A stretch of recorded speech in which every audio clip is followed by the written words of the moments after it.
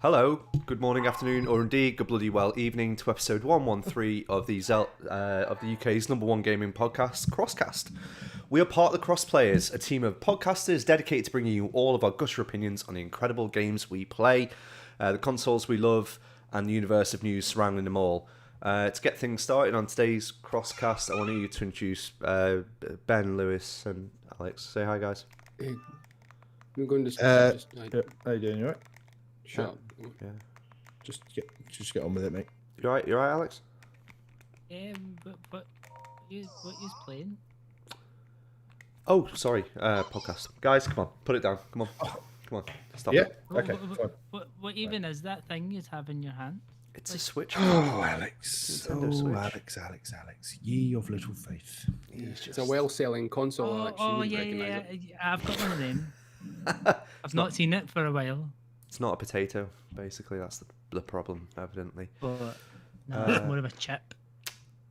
We have got a jam-packed Zelda show for you today. But before we begin, if you would like to support us, please give this podcast a review on the service you're using. Give us a like and subscribe in youtube.com/thecrossplayers, or head over to thecrossplayers.com for all the links to all of our content and Discord. And if you are stark raving mad like Lewis, hit up patreon.com/thecrossplayers. He's made! And contribute as little as £2 to help us produce the show and entry into the batshit crazy WhatsApp group. We all okay? We fine? You doing okay? Good. So good. Lewis, you're looking very trim. Thanks. It's a special shirt that I'm wearing. It just sucks everything up. Wow. Giacomo special. Ben, you're looking trim as well. You looked up before and I saw a nice little tidy jawline appearing. Saw a jaw. Yeah. Yeah. You can shave in ways now that hides a lot of the stuff. Yeah. It's all about the angle of the shave. Alex, it's nice to obviously see you here. How's the fight with the Dark Lord going? Have you got all the Horcruxes yet, or are you still? Yeah, I'm halfway there. I got a couple to get. I'm just too busy playing with my wand. That's fine. Okay, you're more right. Let's go into the news.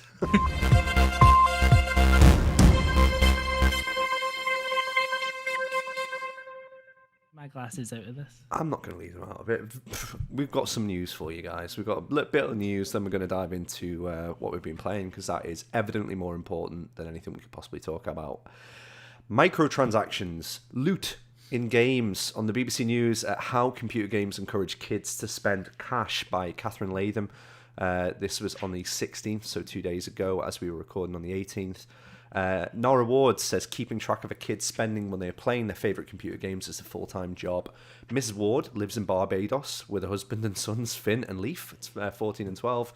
When Leaf started playing Roblox, he began asking for Robux, the game's currency that allows players to upgrade the character or buy virtual items.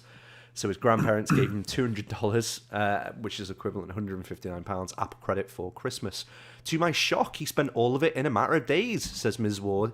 After that, I gave him no more than $10 worth of Robux per month. He quickly became frustrated and bored with the game. Guys, this is inherently an issue at the moment, and we've all got young kids. I'm curious to your opinions. None of them called Leaf, though. Or Finn. Finn's actually a little bit more normal. Finn's all right. Yeah. The article kind of continues. It's actually really interesting. I was reading this on the train the other day on the way to work. Just again, different parents' experience of how their kids are spending money. I've got my own opinions on this because I got absolutely rinsed, or rather, I had no self-control when I was slightly younger playing FIFA Ultimate Team. Do you think this is going to be a problem for us as our kids grow up? Yes. Why, Alex? I think it's become more and more of a problem. I think from when we grew up to how kids are grown up now, and like it's just a complete different social environment. I think between social media, between the accessibility of these things, between also it's like that whole different dynamic in gaming. Like there's so much of this shift to free to play and then microtransactions and game transactions. It's like I was literally out.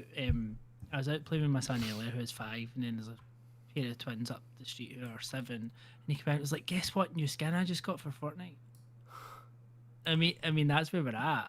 Like it's quite scary. Instant gratification of today's youth. Not like when we were all young. We had to wait weeks for stuff. We had to wait for it. There was no such thing as pay to win or buying fancy new skins. You just had to get on with what you had. Weeks between episodes of television you wanted to watch. Can't just binge it.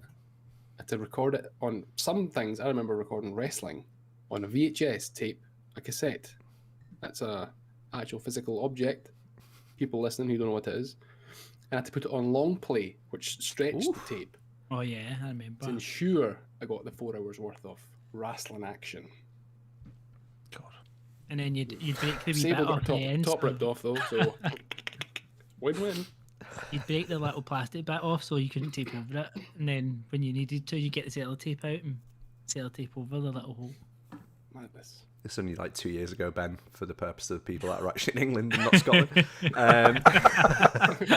What I was going to touch on as well, obviously, we've always had let me rephrase that. We've always had fads, I think, and some of the things that I remember, like yo-yos being like one of the first when I was a little bit younger, then it moving into like Pokemon cards, that kind of stuff. Pokemon cards, what were they, £2.50 a pack? Something like that, you know, if you wanted to go and get a booster pack. So was that kind of like the early introduction to this, really? Probably was, wasn't it? Yeah. It was like Panini football stickers. Yeah. Dan, now you collect Paninis.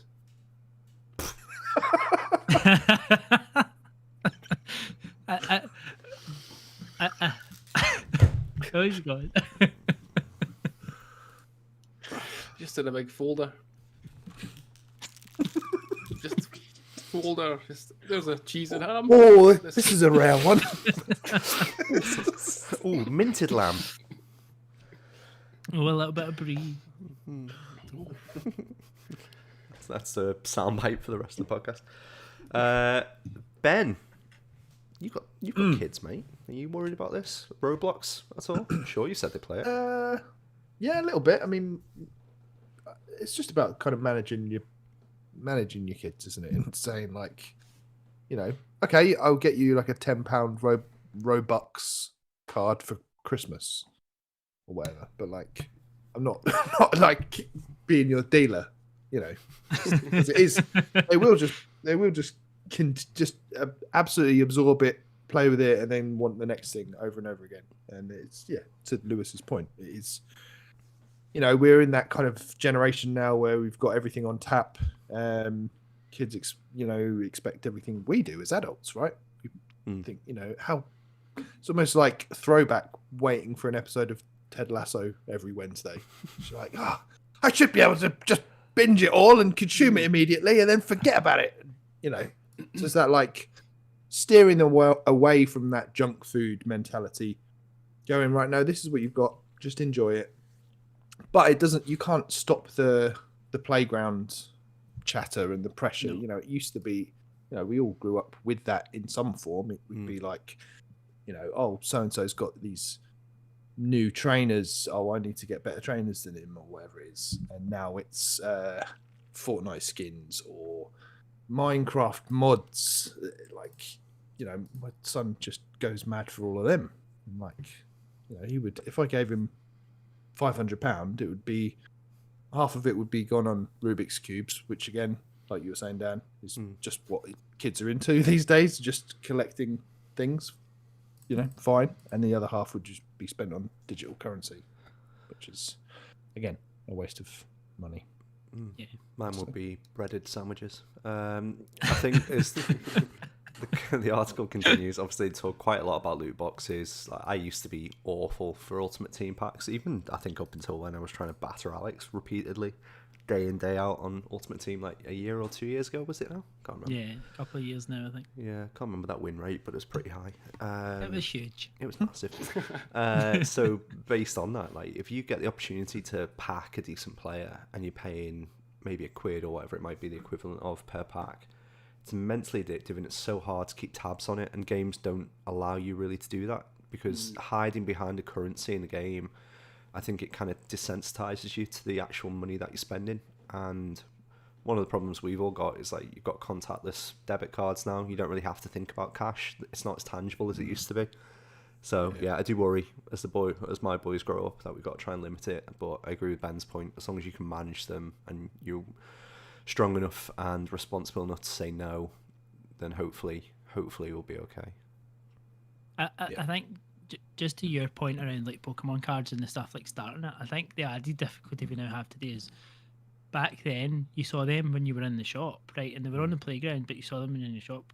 In the digital world of today, like all of this is in your face 24/7. Yeah. Like it's everywhere all the time. Like the ads kind of seeping in whatever you're looking at, and then suddenly it's like you get a WhatsApp message and suddenly your phone's telling you like 27 different adverts on one random thing that someone sent you in WhatsApp. Like it's everywhere now, and that's the added difficulty of the management of it. But people say that it's the impact of advertising. I can still remember at least 3 or 4 different adverts from when I was watching like children's cartoons when I was younger. Yeah. My baby all gone, she'll make it all gone. Yeah. She loves cherries from a jar. Yep.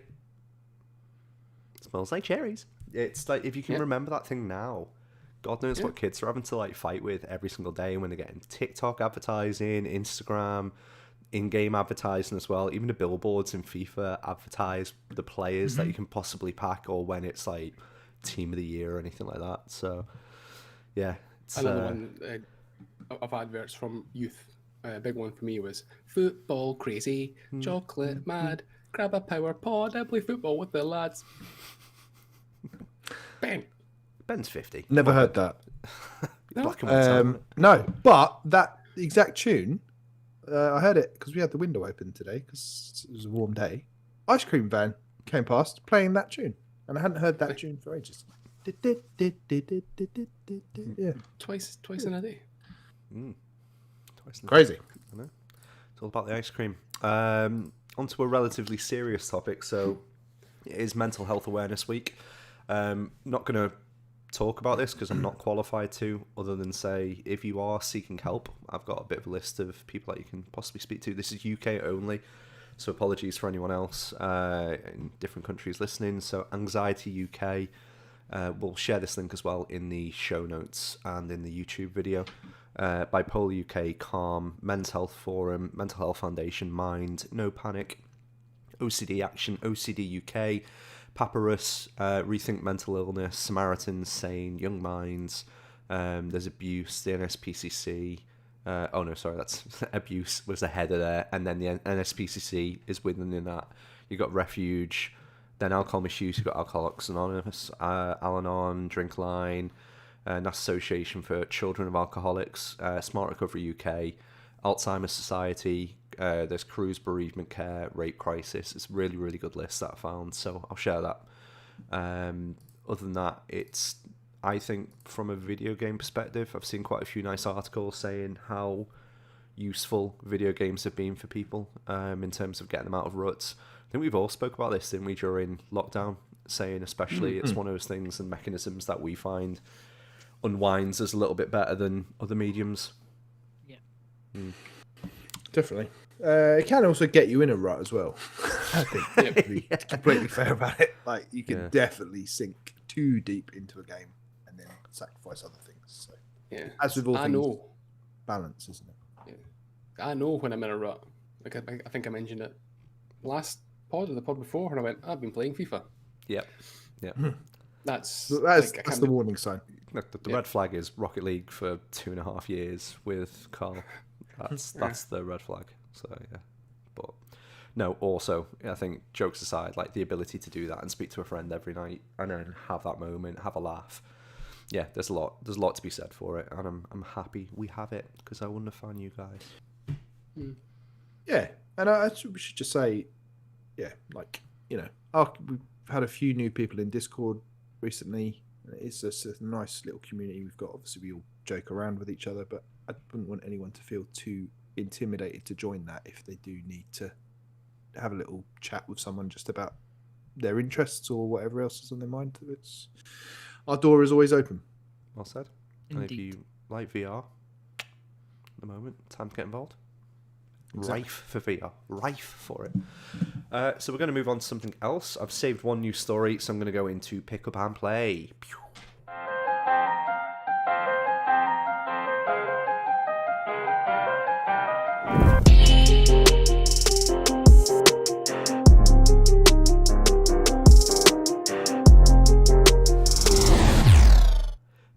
Pick up and play.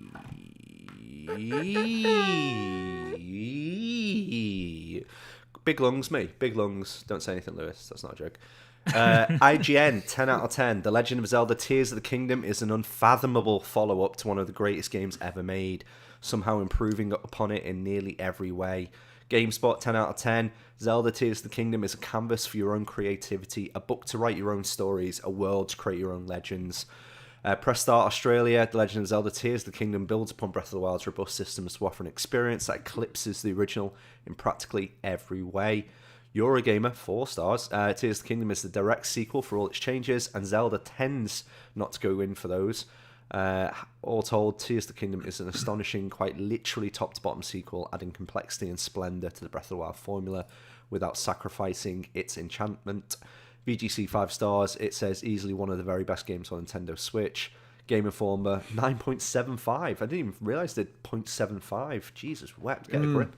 Kyle Hilliard, wasn't it, who did that? Game Informer. Well, there you go. Throwing names out. You didn't have to add that in there, but it's fine. A near perfect score from Kyle Hilliard at Game Informer. I didn't get the same goosebumps exploring Hyrule as I did in the past, but I did experience new emotions both on a granular level from solving individual puzzles and on a larger scale by going back to one of my favourite video game locations. They say you can never go home again, but I adored returning to Hyrule with all new tools. So let's talk about Jedi Survivor. Alex, you've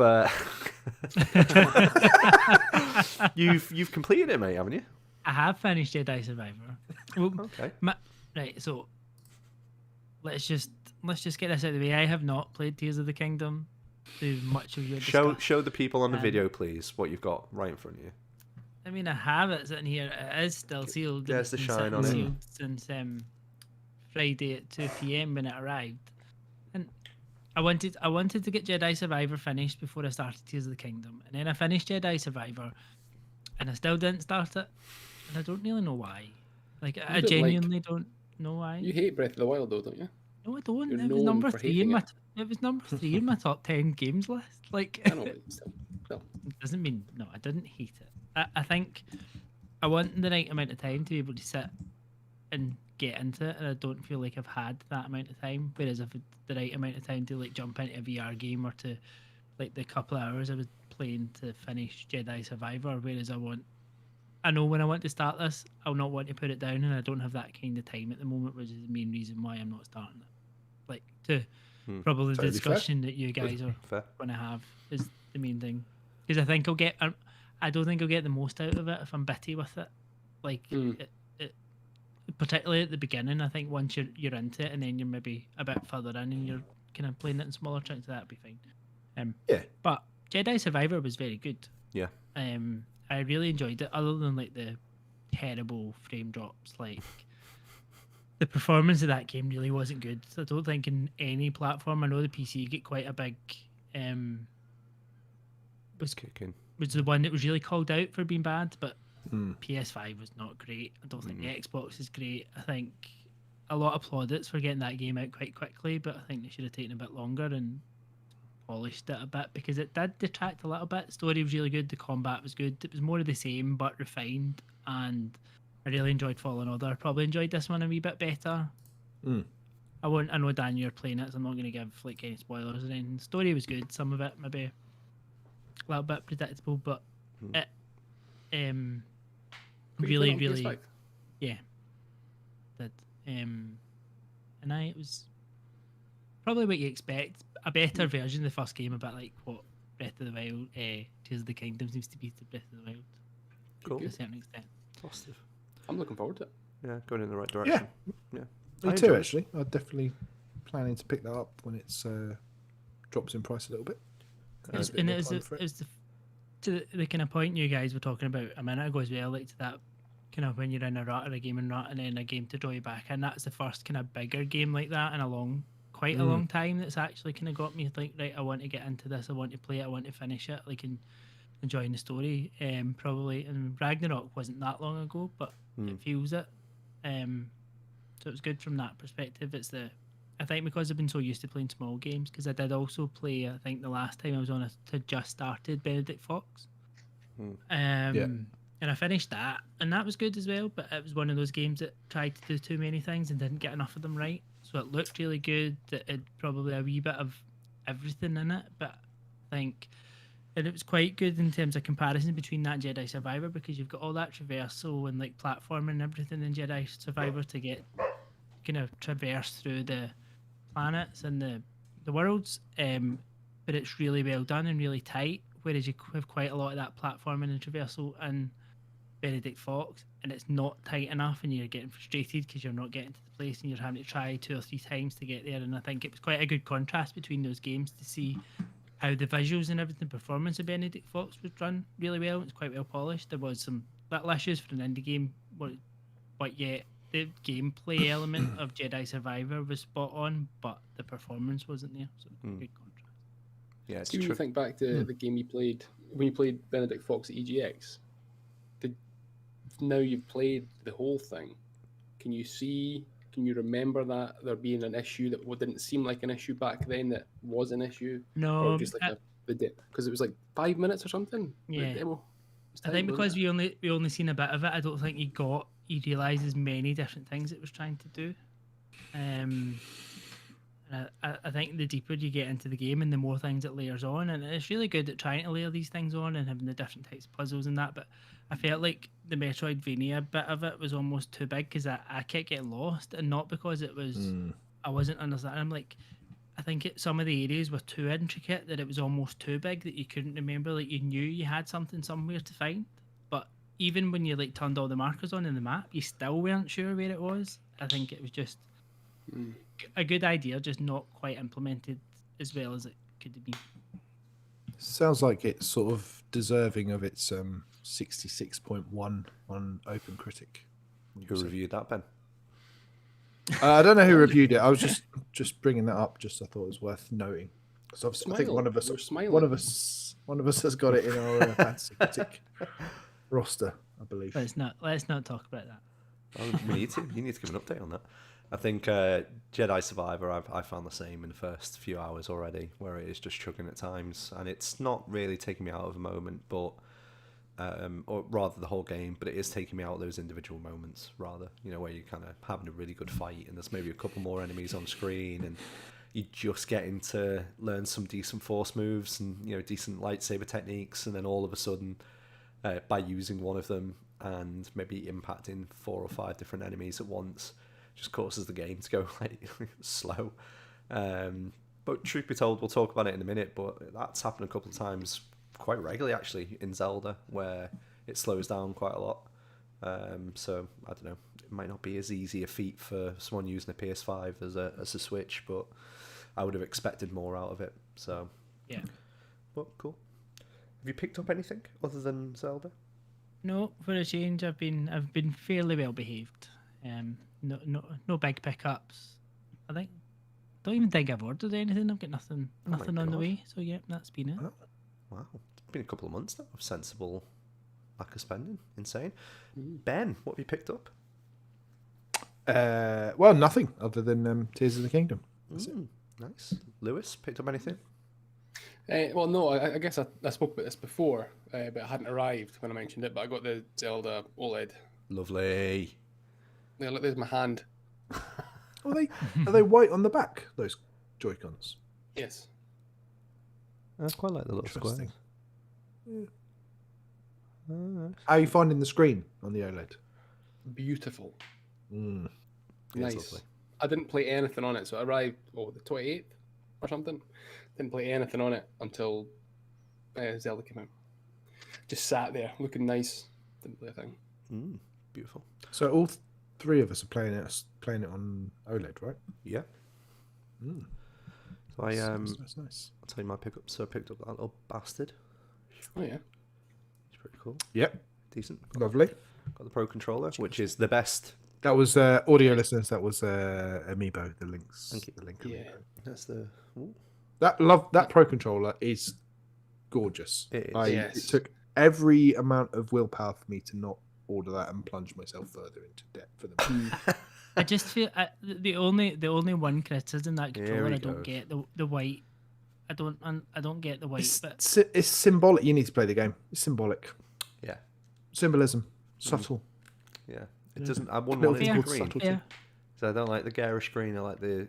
Do you know what? Tell I do like the Splatoon one, but I wouldn't like that green on a controller. It would have looked weird with the gold color scheme. So I like the gold. I would have had it gold. Maybe. I don't know. I think it works well. Yeah, I and think it so. pairs nicely with Nice. the white Joy-Cons of the OLED. I just think it's Agreed. I suppose actually when you look at the Joy-Cons on Lewis's console as well, it being white in the back, the gold in the front, it makes more sense. Okay. Exactly. All right. We'll keep bashing things I've bought, and I'll do the same to you. That wasn't Also that. got No, the- that was a very also minor got the- criticism. The boy who lived.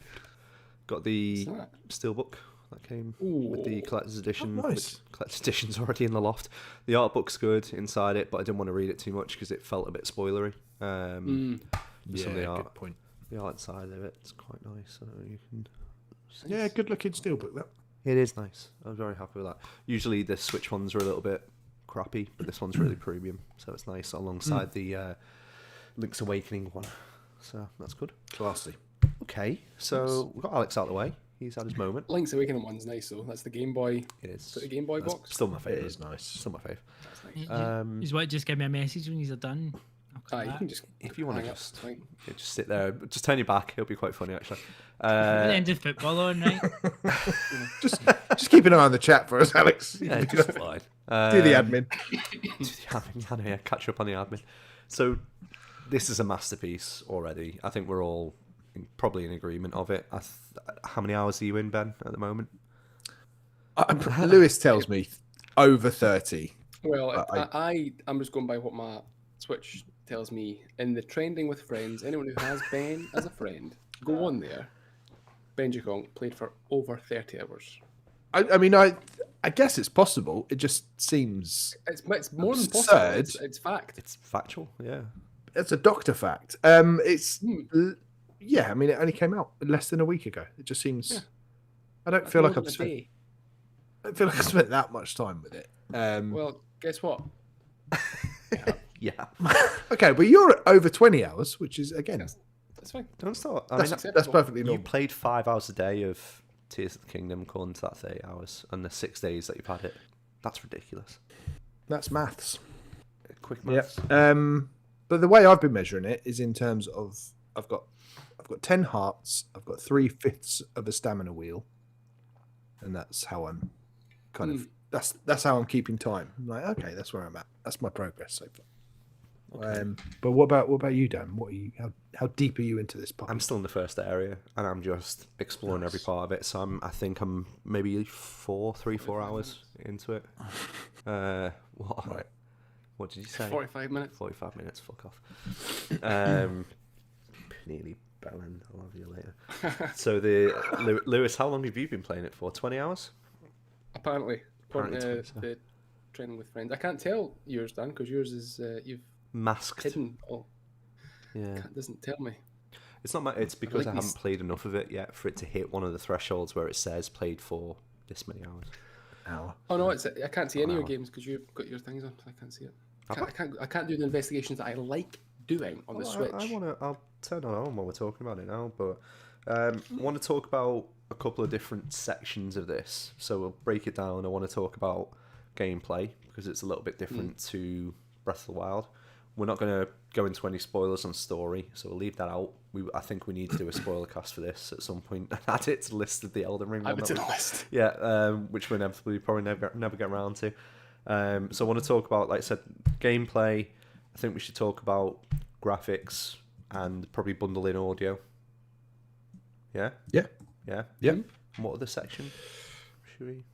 I guess we don't want to cover the story, do we? But we can maybe go over the opening, because obviously you've done the opening little section. I think it's quite an important scene setter as well. It is. And I think some of the ways it differs from Breath of the Wild in almost masking the fact you're in that opening section. It's pretty cool. So, yeah. Okay, so let's talk about gameplay. So, immediately... In fact, Ben, I'm going to let you explain this because you're very poignant and you've played 30 hours. You are the guru of the group when it comes to Tears of the Kingdom. Tell me a little about the new gameplay mechanics in this game, please. Yeah, I think the biggest overhaul is in the mechanics is your abilities, your powers that you've got. The ones from Breath of the Wild are completely gone now, so there's no bomb, there's no magnesis. In the starting area, the kind of tutorial area, the equivalent of the Great Plateau, you get your 4 core abilities, which are Recall, Ultra Hand, Fuse, and Ascend. So obviously, Recall, you can turn back time, get an item to move back in time. So if something's dropping out of the sky, you can send it back up into the sky using that power. Ultra Hand is probably the one that's got the most press coverage, right? Yeah. That's the one where you can move anything around, basically any movable object in the world, fuse it onto something else, use these zonai kind of parts to craft crazy contraptions. Fuse is a more simple one. You basically fuse any material to a weapon, make it stronger, give it special abilities. And then Ascend, which I learned only recently, was a debug tool that they were playing around with when they were making the game, just so they could get around quickly. And then they were like, "Oh, this is actually fun. Maybe we should bake this into the game." So that's the one where you can like go up through whatever ceiling is above you and merge on top of it, basically, which is really cool. But which one of those are you guys kind of, obviously Daniel's still early doors, which one are you kind of enjoying the most out of them? I keep forgetting they're there. I'm other than if I'm needing a new weapon. So my weapon just now is like a diamond sword, which is really powerful, quite cool looking. I keep on playing it like I'm playing Breath of the Wild. I'm like, oh yeah, I can I'm going past like the little stations where you can make a wagon or something. And I'm like, oh yeah, I could do that, couldn't I? And I'm like, no, I'm going to that shrine over there. Yeah. So I maybe just keep forgetting about it. One I totally forgot existed was Ascend. I was trying to get up somewhere and I was like, fucking hell, this is annoying. And then it occurred to me, I was like, oh. Yeah.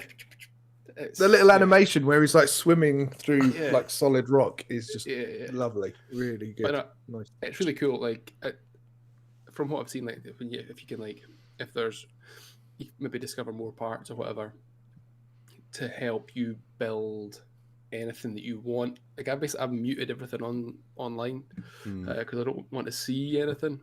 So like if you can imagine it, I think you can have a good old stab at making it. I don't think there's a limit on what you can create with Ultra Hand, but it's so cool. Like I really like the recall. Like I've managed to get around things by using that. Just how the flexibility in what they have given you at your disposal is so clever. And all that I can kind of see what's taken the time. It makes you feel clever, though. I think that's the part that's real different for me. Like some of the shrines and stuff in Breath of the Wild, they're awesome, absolutely fantastic. I'm not taking anything away from them, but it's almost like it's a different level to that in terms of how you can actually problem solve in this game. And that's where, when you just said then, like I've muted everything online, I've been the same. I got furious watching.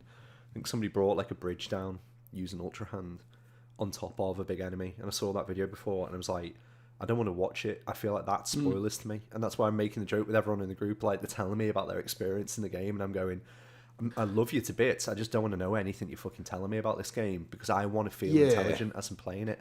That's the fun part of this game to me. So I think previously with, I know everyone does that. It makes you feel smart. Like when when you do something, you're like, my God, I am a genius. Particularly when you look at like a shrine, for example, and you go, right, I see what you want me to do here. Yeah.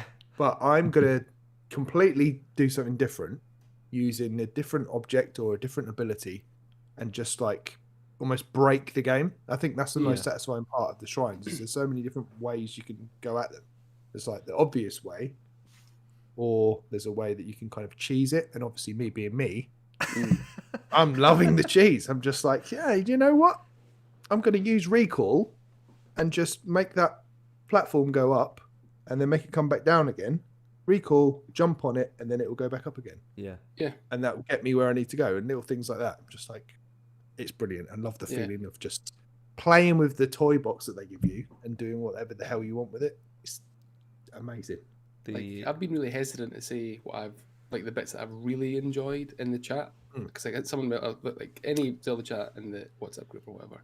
I've kind of skimmed past it because I don't want to read anything. So I've not really said the bits that I've, even though like really early on I was like grinning from ear to ear.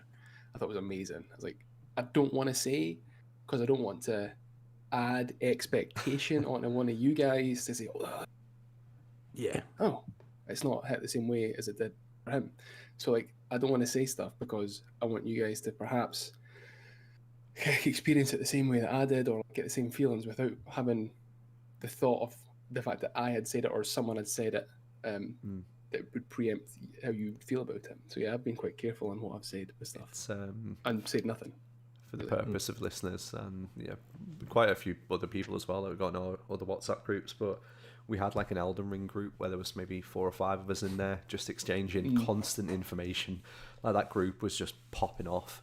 Probably more than any other WhatsApp group ever that we've ever had. It was just like bang, bang, right, I'm seeing this. This is great. This enemy on this air. This is what I've done. Ben's cheesing it. Blah, blah, blah. Everything was just bum, bum, bum. We've now rebranded that into a Tears of the Kingdom group, and it's like a fucking morgue.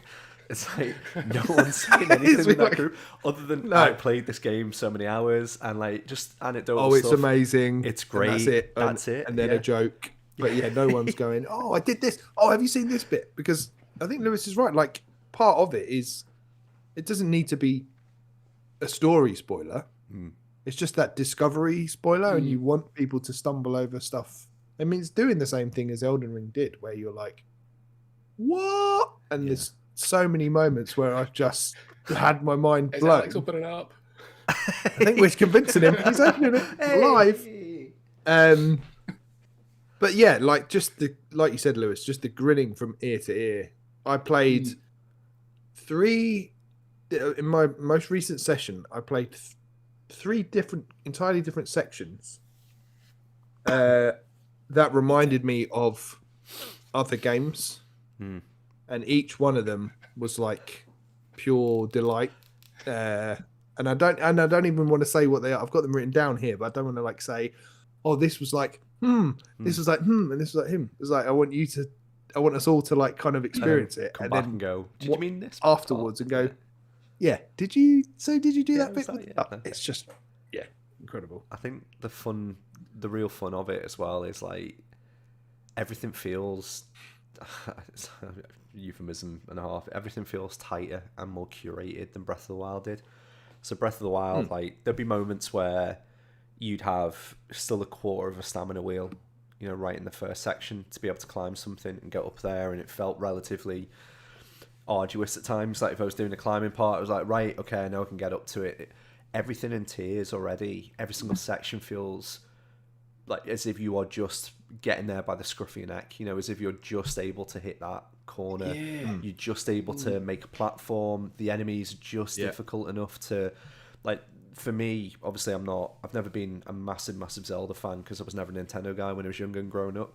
Breath of the Wild completely changed that for me. I always loved Wind Waker, but again, it's a bit of a different game. this feels like, to me, like quintessential Zelda from when I played what I played when I was younger. Like having to fire a bow, select something to pair onto that, you know, to blow something up at the same. All of those kind of mechanisms feel more Zelda to me. So the question I was probably going to say to you guys, because you are more Zelda aficionados, does it feel more Zelda or not? I don't know. I guess I guess if I would. I'm not sure. Like it still feels like new Zelda to me. Yeah, it does. I think there's a few parts. It's really difficult because again, I don't want to like spoil anything at all. But there's a few bits that make you go, "Oh, okay, they've listened to feedback." But then there's a few other bits like the weapon degradation thing. Well, Now, worse basically, now, isn't it? every weapon has decayed. Like every weapon you pick up, oh, it's a decayed shit sword. It's another rusty broadsword. And the enemies seem to hit harder. I was going to say that I think the combat Definitely is probably the combat hasn't really changed since Breath of the Wild, but it does feel like it's probably still the weakest part, if anything. But I'm noticing I'm definitely using the bow more than I was. Yeah. Being able to fuse items onto weapons is a game changer as well. So that's brilliant. flamethrower on a shield all day long. Like that, I'm good with that. That's the part I've just done in the opening section, so I think it's probably okay to talk about that part. But there's like a worm kind of thing that's coming out of a rock at the bottom of a cavern, and it's got this classic Zelda thing of like it's got like it opens its mouth. There's a red ball on the inside. You go, right, I need to go and hit that, and you go to hit it, and it just eats you. And you're like, okay, shit, I go down to 1 heart, and I'm like, right, I'll leave him. I've got no idea how to beat that at this point. I got some bomb plants and stuff, and I was like, but I'm peppering it with arrows, and it's barely even losing any health. You get to the top of that cavern, and immediately there's a shield on the floor with another one there, another one of those creatures, and the shield's got a flamethrower attached to the front of it. So I go, right, okay, I'll attach it. Automatically, you see that enemy is weak, and it like expands out. It's vile when that creature gets properly hit, and it like all of its innards kind of come out of the front of its mouth, and it basically goes like a little hemorrhoid out of his mouth, basically. Yeah. Seen that before. So basically, I was like, right, okay, bashing it. And I was like, right, I'll go all the way back down to the fucking one. I'll go and get the other one because it stole one of my bows when it ate me. Did that, and it was instantly. I've learned this new mechanic of like how pairing something onto the front of a shield. Before that, I wasn't really too bothered about attaching things, and immediately as soon as that happened, I was like, okay, this is what it's going to go, and this is where it's going to take me. It's genius. And even that example there, when I got to that bit, my first thought was, right, he's lunging for me and eating me. I'm going to pick one of these bomb flowers, drop it on the ground, let him swallow it. And that's exactly what he did. Really? So he swallows it, and then it blows up inside him, and then his hemorrhoid pops out, and you can bash it. But that's the thing. There's so many ways to go about these things, and it's like they're kind of they nudge you in a direction to teach you stuff. But then if you want to ignore that and try something else, then it lets you do that as well. It's just brilliant. But that creature, going back to your other question, Dan, about is this more Zelda? That's called a like, and that is from like the original Legend of Zelda. Like it hasn't been in the last few games as far as I'm aware. Oh, Alex. Hi, Alex is raising his hand. Hello, mate. I'm still here. Alex is alive, everyone. Yeah. No, just on that point. So I did ask in the chat. I said, "Does it feel more Zelda?" And Ethan said, "Definitely to me, in the sense that it brings back old themes, enemies, traditional puzzles, and combines them with the new Breath of the Wild style. The enemies in particular, I've seen a few from previous Zelda games as far back as the NES original. Great way to pull back from the low." And then he said, "Like." There we go. That's how you knew it, then, Ben. I'm not He's monitoring watching the chat. Okay. You also don't have more than 30 hours in game, so Lies. Allegedly. So mechanics. Go on, Ben. What are you going to say? No. Carry on. So we're saying from the mechanics perspective, that's where. Okay, so if I'm 5 hours in, at what point do you guys now feel like you are fully accomplished in your skill set, or do you feel like there's still things to come? loads. So much to come. Really? Yeah. Well, Like I feel like I've barely scraped the surface with Fuse.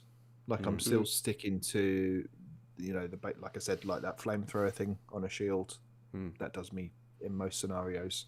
But there's so much more. The further you go in, the more devices you find that you can make crazy shit out of. And I've found some stuff now that I'm like, my God, the possibilities are like endless almost. It's just every one, it almost escalates the fun. Like they start off with quite basic ones, and then you just get to some mad shit, and you can just create just ridiculous things. So no, I don't feel like I've touched it at all. Particularly again with combat, I'm not really using any of the abilities. Okay. So I used to use the abilities in combat a lot, whether it was like the bomb stuff, just, you start off by just chucking a bomb and then wade into them. I can remember that everyone used to say how they were struggling with like Lionels in Breath of the Wild. Yeah. I'm pretty sure I never really fought one properly. I would just like freeze it in time or something like that, and then attack it and then run away. Say it, Lewis. Basically cheese it. Yeah. But I haven't really used the new abilities in combat at all. So because obviously it's slightly cumbersome control wise to like get Ultra Hand ready, select the item you want to drop on top of an enemy or whatever. So yeah, there's that. I'm guessing there's scope to get better at that. Just as we're talking about it here, and you mentioned bombs, made me think of the abilities in Breath of the Wild, and now they feel very primitive. Yeah. Very. Yeah, I agree with that. But like Magnesis was basically Ultra Hand is Magnesis, but it's not just metal objects. Now you can do it with everything. You can pick everything up, which just opens everything. I think was it the IGN review where they said it makes Breath of the Wild feel like a draft, and that to me is still a really, really good way of explaining it, because I went into it going after watching part of that interview, that review, and going that reference. Obviously, I get what the reference is, but I can't visualize it. And then as soon as I started playing it, it was like even in the opening area, the way that you've got what they call the stewards or the constructs, Zonai created. So you've got those kind of guys just like chilling out, basically helping you out in the different areas, whether it's reintroducing you to cooking, but obviously it feels like more purposeful now, like as in it's not there's more importance to it. Then it was all the different skill sets that you get, like the Ultra Hand, etc. Obviously again more important. I think immediately after getting introduced to the Zonai tech, I attached it to a raft, tried to hit it, the raft fucking flew off without me because I didn't realise I needed to be on the raft and then hit it. The second time I did it, I had an axe, hit it, and it broke apart the entire raft into wood. And I was like, right, okay, I need to try and figure this out. So there's just a wonderful learning part in that first section that you didn't like. Again, the Great Plateau, Great or Grand, can't remember which one it was. Great Plateau. Great. Within that area was still probably one of my favourite gaming moments of all time, of just like figuring stuff out and then being released into the wider world. And I get this is going to do the same thing, but this just feels more accomplished. And if the game's anything to go by further on, presumably, the size of that opening area compared to the Great Plateau, again, it feels astronomical. So it's really, really cool. So talk to me a little bit about the graphics of it, because obviously there's always going to be the naysayers and the detractors online just saying this isn't the best looking game. I have had a lot of graphical issues, performance issues with it. Even in the opening sections, I think there's one enemy with a flamethrower and it just completely chugged the game out for maybe like 30 seconds or whatever, because he was trying to chase me up a hill. What are you guys experiencing in it at the moment, and obviously does it improve as the game goes on? What are your thoughts? I'm trying to think if I've had that issue with that. It's only frame rate. I can't remember. Frame rate. Yeah. I not can't really remember if it was that else. or something else. While you're thinking, I can remember one. I think that opening area is the worst part. Okay, cool. To be completely honest, I can remember being shocked at some of the texture stuff initially. Now, when I started it, I did start it on the TV. And I think it looks noticeably worse on a TV compared to an OLED Switch. Handle P. So I basically have been playing it exclusively handheld since then. It's a massive difference, I would say. Like, Yeah. even in, I don't know what the frame rate is on the transfer to the television, but it looked it just was visibly not chuggy, but you could see it wasn't as smooth as it could have been. But as soon as you go handheld, it's fine. It's good. I don't think that was my issue. So frame rate was on the really chuggy bit was on Tears of the Kingdom. I don't think it was. I got the most noticeable sort of slowdown, and it did remind me of like a Super Nintendo game. At how slow it was going was that at the first boss that I fought, and it was it was just like, oh, you're struggling here, little 8-year-old tablet technology, because there's a lot going on, a lot of particle effects, and it was really like. Were you in the telly? Were you in the telly for that? Speed. No, handheld. Yeah, I didn't have an issue with that one. As in maybe performance we wise. Did a different boss. Maybe, you never maybe know. Maybe we can take this offline. But generally, I have to say, I'm more than happy with the graphical output of it, the look of it. Obviously the art style does a lot of the heavy lifting anyway. Yeah. But there's been a few little drops here and there, but nothing immersion breaking. I'm still like blown away by all the vistas that it serves up. The fucking draw distance is mental. Yeah, it's crazy. You go up as high as you can go. You can 360 see everything in the distance. Like, it's not an issue at all. So it's doing everything. I mean, it's doing more than you would expect the Switch to do. Switch hardware was old when it came out, and it's still making games that look incredible. We've been spoiled by, PS5 and Series X fidelity, obviously, but I'm not noticing it's 30 frames per second. Like, we're getting remaster of this in 7 years' time anyway on the next hardware, aren't we? Let's be honest. So imagine what that's going to be. We'll all pay £100 for it. Probably. Yeah. But yeah, I'm fine. I'm fine with the graphics, to be honest. Yeah, I'm okay with it. Yeah, I saw the usual kind of, like I said, controversy online and people criticising it, which seems to happen with every Switch game that's widely well reviewed anyway. But like you said, the graphical style of it carries it through, and I like some of the changes to it as well. It just feels like the colours pop a lot more in this game than what it did in Breath of the Wild. Sometimes it felt a little bit more oil painting, washed out almost. Yeah. Like that kind of look to it. But this feels a lot more vibrant, and it certainly makes more, even in the opening areas, albeit I've only been in the opening area, of just giving you difference in texture.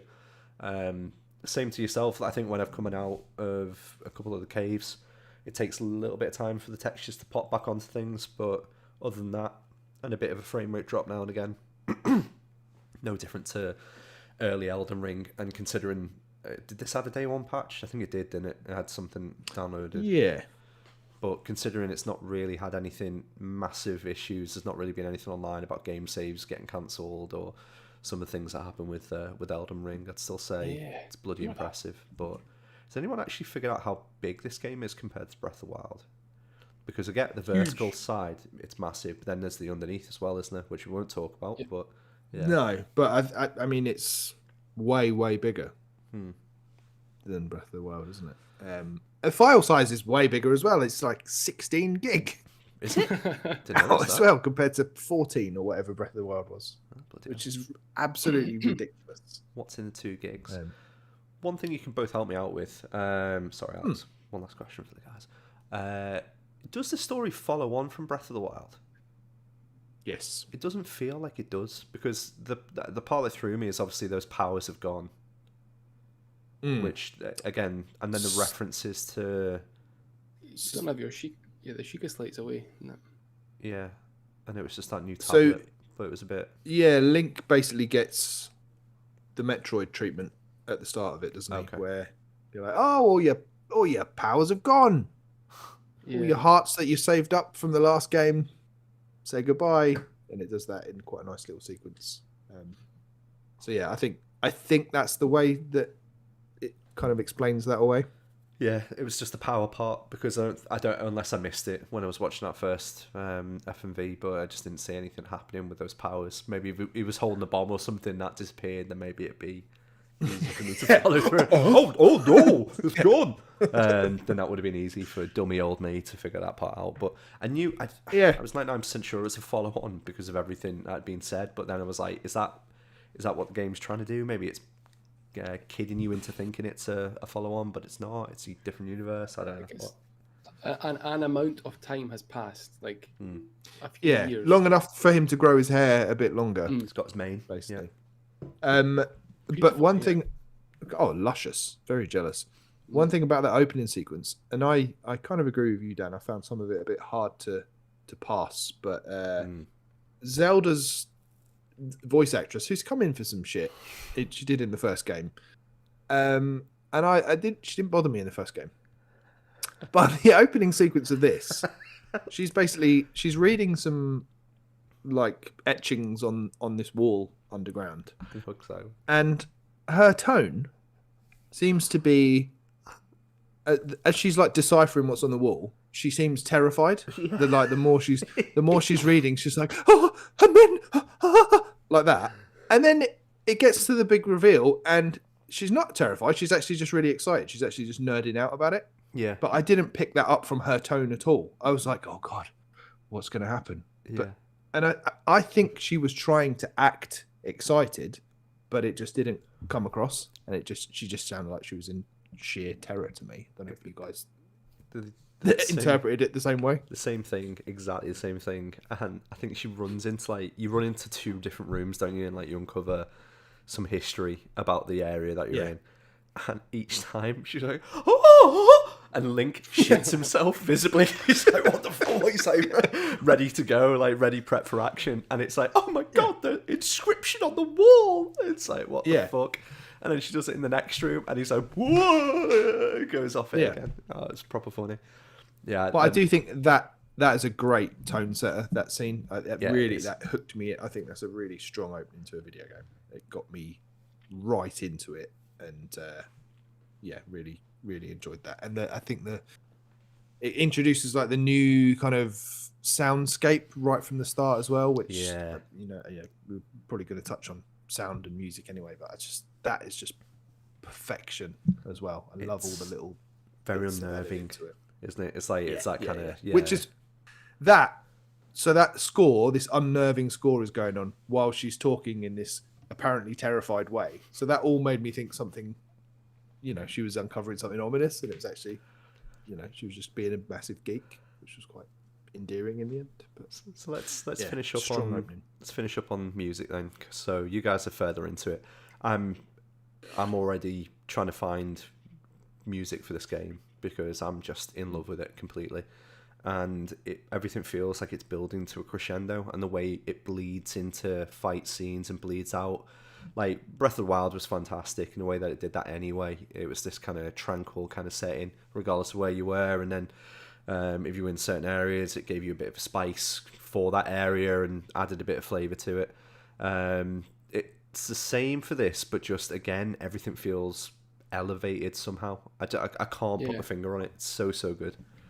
There's some quite nice like reprises of music that you'd hear in Breath of the Wild. So like maybe in the same, like, I don't know, Hyrule Field or something like that, and it's like this maybe a slightly slower or like differently paced version of the tune that would play when you're going through Hyrule Field or some other region. I just want to say that the final trailer song, I mean, I love the Breath of the Wild theme. Thought that was amazing. This is like turned it up to 11, to use a massive cliche. I thought that trailer was amazing. I always revisited the same bit. The bit in the trailer directly after Zelda goes, Link. And then this fucking like saxophone starts playing. And it's so cool. Like that's when you see Recall for the first time, go bang, bang, bang. And then they're like zipping about through the air. I was like, this is so cool. It's such a good song. But it hints there, doesn't it? Like you're saying about obviously it hits into the music, but then it's got that kind of I don't know how to explain it, but there's like that trepidation tune at the end, almost like hits, and it's very similar then to what actually happens in the opener of Tears, where it's giving you that constant unnerving feeling. It's like, ugh. Yeah, it's interesting you said that, because remember the reveal trailer from E3? It sort of, you got them walking through the cave, and then stuff happened. You seen the skeleton, It's that like the kind of reversed thing. voices. The castle rose up, and then it was like it kind of went boom, boom, boom, and there was like a few like piano notes behind in front of like a really deep note in the background.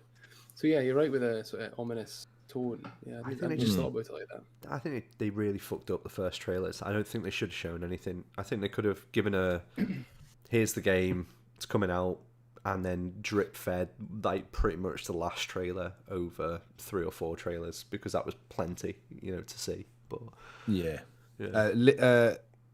Ethan in the chat has just raised a really good point that I forgot to mention as well about the music.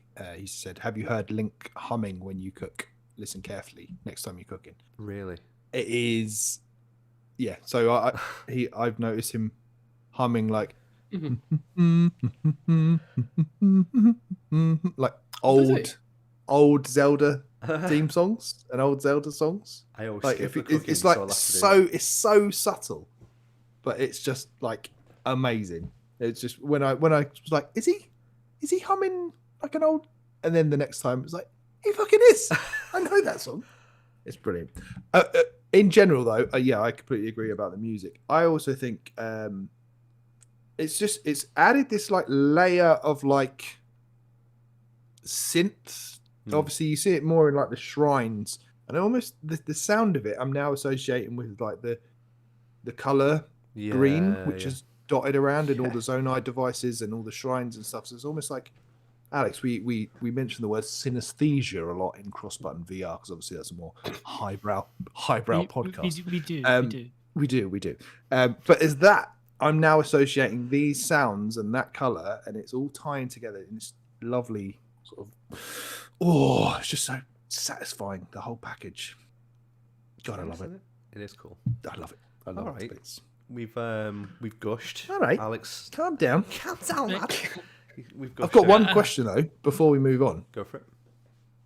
I think you posed in the notes, Dan, if this is the greatest game of all time. It's like it's too early to say that, even for those of us prone to hyperbole. I do think though, this has probably cemented Zelda as the best game franchise of all time. Ooh, nice shout. If it was ever in doubt anyway, I think I'd struggle to put anything else above it. What do you guys reckon? That's a really good shout. It's already my number one. So yeah, but I get your point. Alex is like, I think Forza. That's it. I mean, you're not going to beat the Forza franchise, right? It's just not happening. Look at the review scores. I also had a question. Hold on. I haven't finished the fucking answer yet. Jesus Christ, that's how questions work, mate. Yeah, I've listened. Worry about the next section if that's how you think answers are. I think it's so hard, isn't it? Because with obviously Final Fantasy is the one that's dearest to me, but we need to do a top X now with top gaming franchises, because that is completely a different ballpark compared to top 10 games. I can't disagree, even just on the weight of Breath of the Wild and this. Yeah, I can't think of a franchise that comes close. But on you go, Alex. Sorry. Wait. My question was going to be: we're not doing a vault tonight, but so very first game that went in the vault was Breath of the Wild, and the whole premise of the vault is you have 2 games, one goes in the vault, one goes in the bin. Does this put Breath of the Wild in the bin from what you've seen? From what I've seen, probably. But it's not. I guess it's per submission, isn't it? No, I know, but you understand my point. No, if we had to decide right now, if you had to decide between the 2, one went in the vault, one went in the bin, what would the decision be? The magic of Breath of the Wild's been like, we've gone through that, and it's same as like Elden Ring. Like, when you get a game that resonates from an exploration perspective, getting locked in a vault with that right now a snack, a drink, and a film as well to wind down to. Like, I couldn't think of anything better than just having a duvet day with this game, a charger next to me, cold drink, a light wind blowing through the window, and just spending 8 hours playing that game. So yeah, I'd probably say I'd take that in with me at this point. Light wind through the window. Your neighbour's there. Arse is No, you can smell freshly cooked. Winking. Not downstairs. Fucking hell. Don't live in a hovel. But like, yeah, I'm just thinking of all the nice things that could happen. And I'm washing your windows down. Get down, Jeff. Okay. Anything we want to add? It's not going to be the last time we talk about this game. We know what we're like. We'll probably, we'll give it a couple of weeks. If you remember the Elden Ring period from February, March, April 2022, then buckle yourselves in. Yeah, Ben can't platinum this though. So, well, there's one of the issues right there, isn't it? Needs to be flagged. Oh dear, Alex is in there. You going to play it, Alex? When are you going to play it? Yeah. Tomorrow? Probably Saturday. I'm thinking Saturday. It is now open. It is open. Okay. That's the first step. It is. I have licked the cartridge. You've just reminded me. One more point on that. We're all playing it on a different Switch to what we played Breath of the Wild on, aren't we? Yes. Because I think if you play it on the same Switch, or at least have your Breath of the Wild save downloaded to your new Switch, when you get to a stable, they import your old horses. And they go, oh, you've already got an account with us. Here's your old horses. Basically. Interesting. Which I haven't done. I've only heard that. But because I'm playing it on the OLED and we would never have known that, basically. But it might be worth putting Breath of the Wild into your new Switch, downloading the save from the cloud and doing that. Oh, you've just reminded me. Lewis gave a very good bit of information regarding the motion controls on this game. Do you remember what that was, Lewis? Me? Yeah, you are Lewis. I turned them off like as soon as the game started. I was like, yeah. Oh, really? I thought you gave Max some advice in terms of centering it. oh yes. Some people complaining about the difficulty with using ultra hand and flipping around objects, which is at first I was like, what's going on here? But if you're presented with 2-axis, like a big cross in the middle of the screen, line your piece up with that, in up and down, and it'll be fine. Just line up with the axes, and you'd be good. No issues after that. And Max actually came back to say that this was great advice. You did say that. A rare compliment from Max. I know. We didn't Use use a the strong usual love on nerdy this. challenge. So yeah, line up with access, you'd be good. Go on, mate. One other question. Sorry. I've switched to Pro mode, so HUD off. Have you guys done that yet? No. Because it's lovely being able to see just the whole vista without. I did the same in Metroid Prime earlier this year. As soon as I started playing it, just took all that shit off the screen so you can just see everything, and then you're relying on sound effects to tell you when you're low on life and things like that. It's a very pure experience. I like it. Pure. Oh dear. Speaking of pure experiences, Alex, wake up. You're hosting now. You ready? I'm ready. Are you ready? Are you ready to Speedrun XL. Ooh. Speedrun. Welcome to Speedrun XL. Yes, remember, I am still here. Might have had a little nap, but I'm still here. The internet famous gaming quiz challenge. As you might expect, a little bit different tonight because I'm hosting and we've just been talking about Zelda for far too long. So we're going to keep talking about Zelda for a little bit longer. We thought...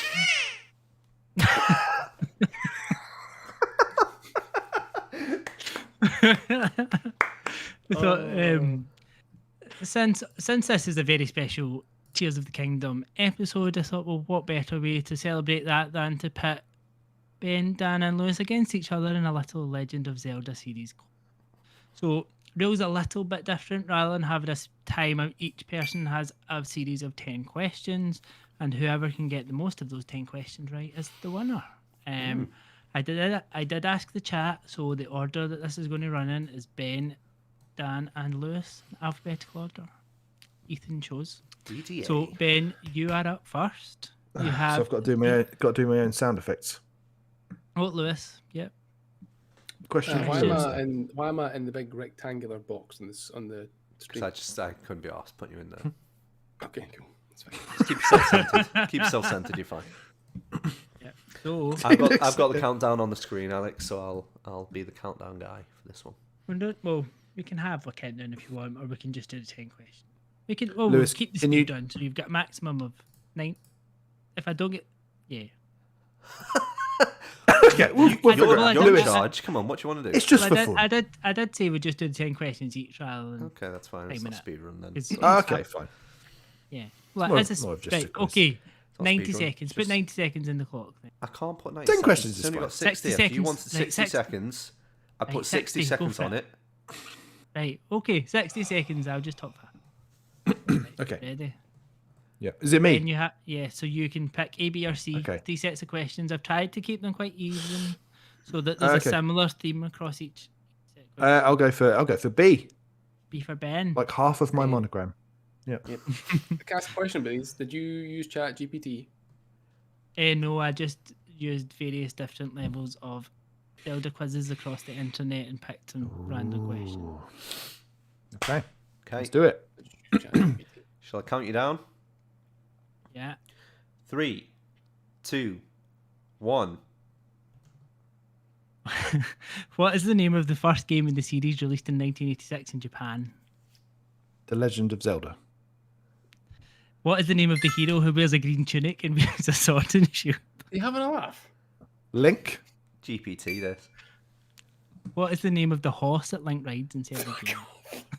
Epona. Loves the horse. What is the name of the dark realm that mirrors Hyrule and ruled by an evil king in some games? Low rule. What is the name of the race of rock-eating people who live in mountains and volcanoes and have The stone-like Gorons. skins? Are you doing this deliberately? This is a fucking piss take. No, I tried to. No. Come on. What is the name of the Link's boomerang that can stun enemies and retrieve items from afar? It's boomerang. No, move on.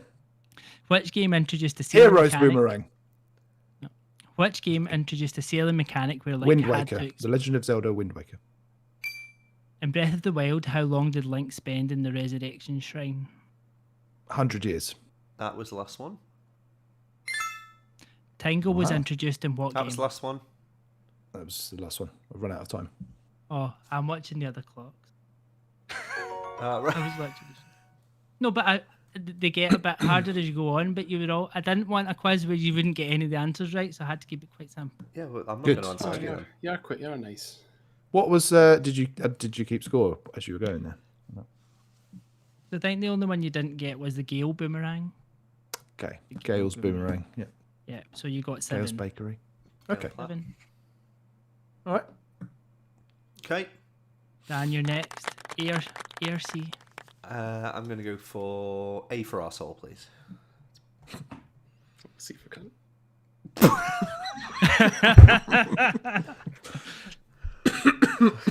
P for panini.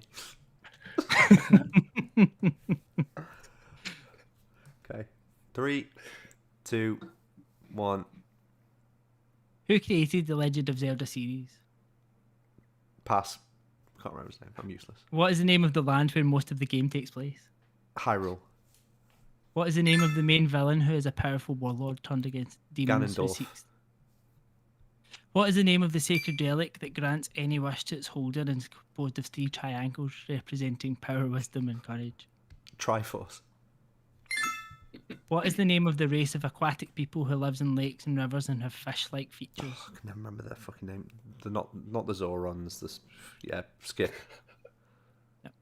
What is the name of Link's shields that can deflect most attacks and has a red bird emblem on it? Hero Shield.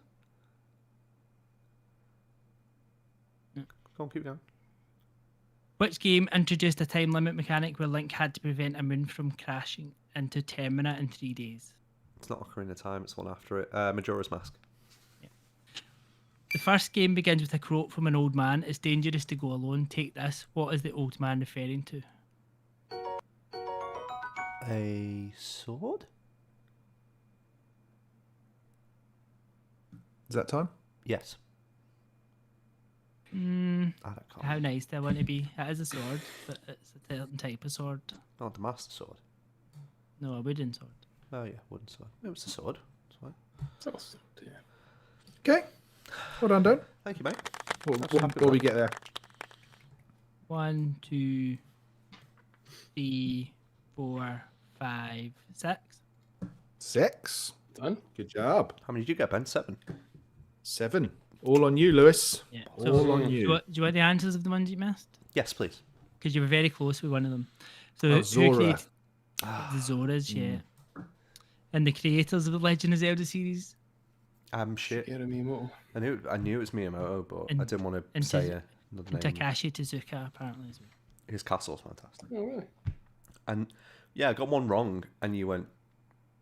And you spent like 3 seconds just reacting to that, and I was like, well, "Fucking move on." Half the time of mine, he was talking to fucking Lewis. It was right. I'm not a very good host, all right. You're fine. If anything, you're the best. Okay. So, and you can right. So, Lewis, hopefully you'll not be complaining that yours are too hard, but you have set Oh, C. wait. Set Yep. C. Right. Good to go. 3, Yep. 2, 1. What is the name of the princess who is often kidnapped by the main villain? Zelda. What is the name of the fairy companion who accompanies Link in several games and often says, "Hey, listen"? Navi. What is the name of the musical instrument that Link uses to play songs that Ocarina. have various? What is the name of the race of elf-like people who live in Hyrule and have pointed ears and long hair? Kokiri. No. What is the name of Link's sword that can repel evil and shoot beams when fully charged? Master Sword. Which game introduced a wolf form mechanic where Link had to switch between Twilight human and wolf? Princess. What is the main currency across the series? Rupees. What was the first original Zelda game in a Game Boy? Oracle of Seasons. No. Oh, Which Zelda spin-off game was bundled with a Wii Zapper? My crossbow training. Which game featured a number of cameos from other Nintendo games, particularly from Super Mario games? Link's Awakening. That's it. Time. Well done, mate. That's did well there. Nice. 7. Oh, that felt like more than 7. Oh, I think you need to have a tie break now. Let me count again. No, I 7. have a tie. Oh, we have The I guy have a that works tie in break fucking accounting and finance. Hold on, Well, I let me do a wasn't taking recount. note, but Fucking so hell, you it's only got up to that 10, mate. one, too. Jesus Christ. You didn't get the Hylians, you said the Kokiris. You didn't get You said the forest people. Ah, okay. Long hair, long pointy ears. Oh no, I think you got 8. Sorry, 8. So Lewis did one. Yeah. Let's give him Well a done, clap. Lewis. Well done, Lewis. What's the tiebreaker? Well, Ethan asked a question in the chat that I was going to use as a tiebreaker. Let me go back and find it. He said, "What was the name of the snakes in the original game? What were the after we were talking about the likes? What were the stakes in the original games known as?" The 3-headed thing. No. I don't know. Ethan dunno. asked a question. No idea. Rope. Rope. The snake's called rope, aren't they? No. Ethan, tell us No in the idea. chat what the answer is. You didn't actually give us the answer. Alex was He's- saying he's no, probably- and he doesn't know what the answer is. You were like, I said I didn't know. Hold on. No, I said, No. I No. said I didn't know. You idiots don't know. That was Hopefully- good. Thank you, Alex. That was great, mate. Really fun. Yeah, Enjoyed that. Thank you. See, I was nice and tried to keep it simple. rather Yeah, than and just by the like, time you got to didn't know Lewis, you were anyway. firing the questions really quickly. It was really good for him. Do you I want- was answering before he finished though, so you guys are being too polite. It was Well. rope, Lewis. Well done. There we go. There you There you go. Then do you want your last 2 questions to see if you'd have got them right? Nah, it's fine. Yeah, let's put them to the group. Right. Tingle was introduced in what game? Ocarina of Time. Wind Majora's Waker? Mask. Majora's Mask. Yeah. Bollocks. The map in Breath of the Wild is the same size as what city? Liverpool.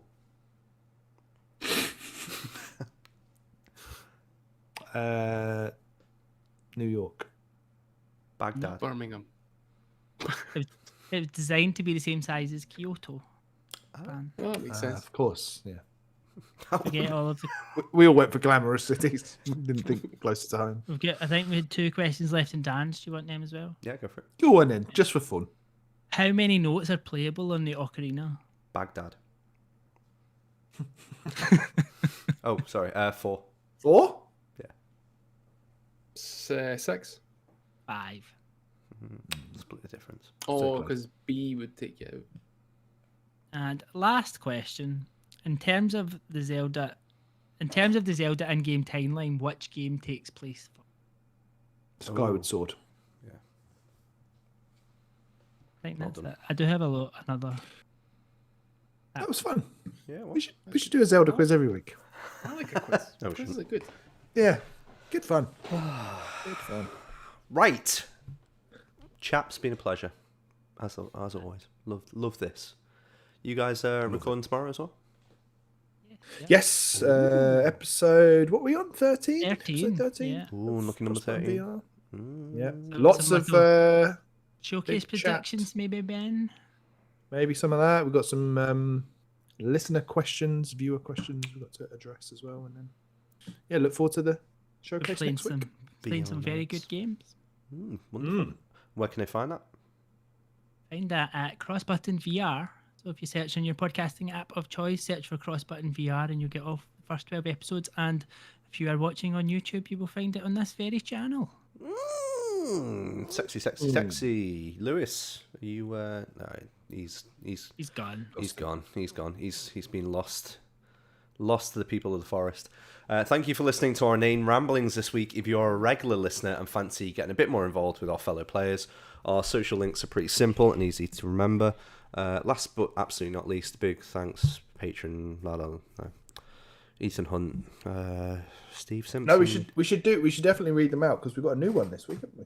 Oh, we have. Well, I am reading them out. Yeah. I was just making a joke about I it. thought you were Fucking tapering rudely off. interrupt. I thought you- No, I wasn't. I was still being professional. Ethan Hunt, Steve Sticky Bring it Simpson, up. Have you seen his penis? Nate. Come on, pack it in. Nate Ellingsworth, Carl Hughes, Sean Hughes, Jason Frost, Sarah Perbrick, Rebecca Rudranath, Luke Cooper, Kevin Scully, Mark Hammond, Rune Storm, Phil Marshall, Lalina De Saltos. Who's the new one? Phil Marshall. Phil Marshall. Phil Marshall. Big Phil.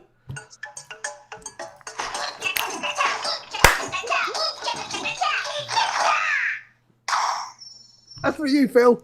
That's it. Take that, Phil. Let's leave on that. Welcome. Good night, This one's for you. Rune. Nate.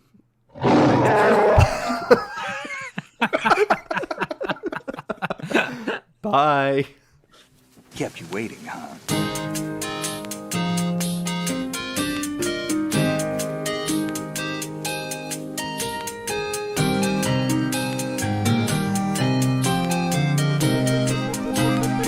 Thank you.